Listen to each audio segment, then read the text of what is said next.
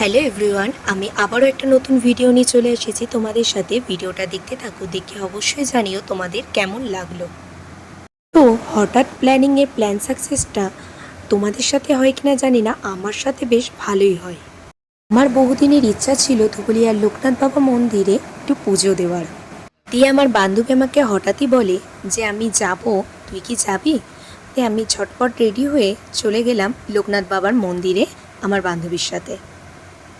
এই মন্দিরের একটা জিনিস দেখে বেশ খুব ভালো লাগলো। কখনো কোনো মন্দিরে না যে টিপটা দেওয়া হয়, কখনো সাথে সাথে পরানো দেখিনি।